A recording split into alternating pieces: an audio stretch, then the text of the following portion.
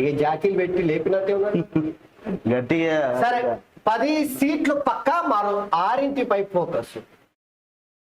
సికింద్రాబాదు, చేవెళ్ళ, మల్కాజ్గిరి, తర్వాత మైమ్నార్ పార్లమెంట్ కరీంనగర్ లో బీజేపీతో గట్టి పోటీ. ఇక మెదక్లో బీఆర్ఎస్ తో టఫ్ ఫైట్. ఆయా చోట్ల విస్తృత ప్రచారంతో పాటు చేరికలు స్పీడప్. నేటి నుంచి 6 దినాల పాటు నామినేషన్ల ప్రోగ్రామ్స్ లో సీఎం బిజీ.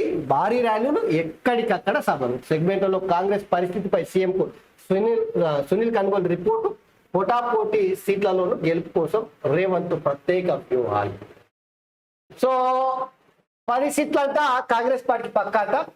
ఎస్, డెఫినెట్ గా తెలంగాణలో ఉన్నటువంటి రాజకీయ పార్టీ నాయకులు కావచ్చు, సమాజం కావచ్చు, ఒకటైతే ఒప్పుకోవాల్సిందే. తెలంగాణలో ఇప్పుడున్న పరిస్థితిలో కాంగ్రెస్ పార్టీకి మెజార్టీ సీట్లు వస్తాయి. అందులో లెక్క బరాబర్ గంతే వస్తాయి చెప్పలేము. కానీ మెజార్టీ స్థానాలు అయితే రావచ్చు. మెజార్టీ స్థానాలు అయితే వస్తాయి. బీజేపీ పార్టీకి 2వ స్థానంలో బీఆర్ఎస్ పార్టీ 3 ఉండొచ్చు. 3 కాదు, 1 కన్నా తక్కువ. 1 రావచ్చు. స్థానం 3వ స్థానం. 3వ స్థానం అంటే సున్నాలలో కూడా 3వ స్థానం ఉంది. అట్లాంటి ఓటు షేరింగ్ లాగా. ఇక తెలంగాణలో కాంగ్రెస్ పార్టీ గట్టిగా ఫోకస్ చేస్తా ఉంది. సీఎం రేవంత్ రెడ్డికి అయితే ఈ పొద్దు నుంచి గట్టిగా భారీ సభలు, ర్యాలీలు, రకరకాలుగా ప్రచారాలను ముమ్మరం చేయబోతా ఉన్నారంట.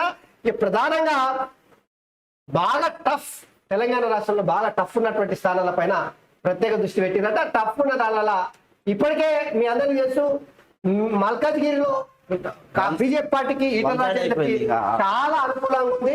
అందులో ఏం అనుమానం లేదనేది ఇప్పటికీ తెలిసిపోయింది. ఇక చేవెళ్ళ, అట్లనే చేవెళ్ళతో పాటు సికింద్రాబాద్, మైమ్నార్ కూడా ఈ మధ్య కాలంలో గత వారం రోజుల నుంచి వెళ్ళి మైమ్నార్ కూడా గట్టిగా కాంగ్రెస్ బీజేపీ మధ్య టఫ్ ఉందంట. సో వీటిపైన ప్రత్యేక దృష్టి పెట్టినారు. సో యాజ్ యూజువల్ గానే కరీంనగర్ లో కూడా బండి సంజయ్ ఉంటాయి కాబట్టి బండి సంజయ్ వచ్చే అవకాశం ఉంది.